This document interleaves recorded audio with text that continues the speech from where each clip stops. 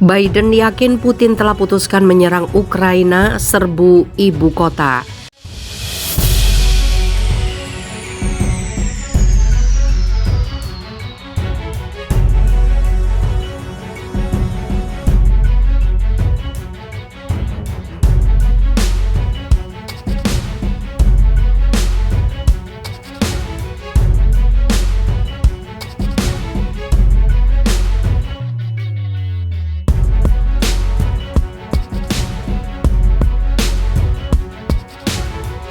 Presiden Amerika Serikat Joe Biden yakin Presiden Rusia Vladimir Putin telah memutuskan menyerang Ukraina, termasuk serangan di ibu kota.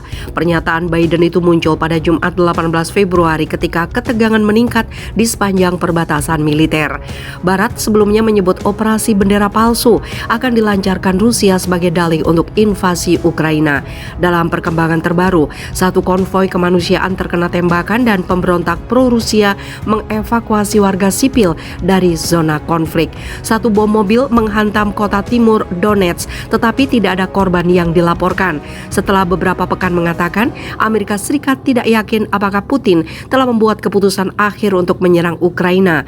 Biden menjelaskan penilaian itu telah berubah mengutip intelijen Amerika. Sampai saat ini, saya yakin telah membuat keputusan. Kami punya alasan untuk percaya, papar Biden dilansir Associated Press. Biden menegaskan serangan itu bisa terjadi dalam beberapa hari mendatang. Sementara itu, Kremlin mengumumkan latihan nuklir besar-besaran untuk melenturkan otot militernya. Putin berjanji melindungi kepentingan nasional Rusia dari apa yang dilihatnya sebagai ancaman Barat yang melanggar batas. Biden mengulangi ancamannya terhadap sanksi ekonomi dan diplomatik besar-besaran terhadap Rusia jika Moskow menyerang Ukraina. Presiden Amerika Serikat menekan Putin untuk memikirkan kembali tindakannya. Dia mengatakan Amerika Serikat dan sekutu baratnya lebih bersatu dari sebelumnya untuk memastikan Rusia membayar harga untuk invasi tersebut. Dengan sekitar 150.000 tentara Rusia ditempatkan di sekitar perbatasan Ukraina, para pejabat Amerika Serikat dan Eropa memperingatkan konflik separatis yang telah berlangsung lama di Ukraina Timur dapat memicu serangan yang lebih luas. Sebagai indikasi lebih lanjut bahwa Moskow sedang mempersiapkan invasi potensial, seorang pejabat pertahanan Amerika Serikat mengatakan sekitar 40% hingga 50% dari pasukan darat Rusia yang dikerahkan di sekitar perbatasan Ukraina telah pindah ke posisi serangan di dekat perbatasan. Pergeseran itu telah berlangsung selama sekitar 1 pekan, papar pejabat lain. Meski demikian, itu tidak berarti Putin telah memutuskan memulai invasi. Pejabat pertahanan itu berbicara dengan syarat anonim untuk membahas penilaian internal militer Amerika Serikat. Pejabat itu juga mengatakan jumlah unit darat Rusia yang dikenal sebagai kelompok taktis batalion yang ditempatkan di daerah perbatasan telah bertambah sebanyak 125 unit, naik dari 83 unit 2 pekan lalu. Setiap kelompok taktis batalion memiliki 750 hingga 1.000 tentara. Jalur komunikasi tetap terbuka. Kepala Pertahanan Amerika Serikat dan Rusia berbicara pada Jumat dan Menteri Pertahanan Amerika Serikat Lloyd Austin menyerukan deeskalasi, kembalinya pasukan Rusia di sekitar Ukraina ke pangkalan mereka, dan resolusi diplomatik menurut Pentagon. Menteri Luar Negeri Amerika Serikat Antony Blinken dan Menteri Luar Negeri Rusia Sergei Lavrov sepakat bertemu pekan depan. Kekhawatiran langsung terfokus pada Ukraina Timur, di mana pasukan Ukraina memerangi pemberontak pro-Rusia sejak 2014 dalam konflik yang telah menewaskan sedikitnya 14.000 orang. Satu bom menghantam mobil di luar gedung utama pemerintah di kota besar timur Donetsk.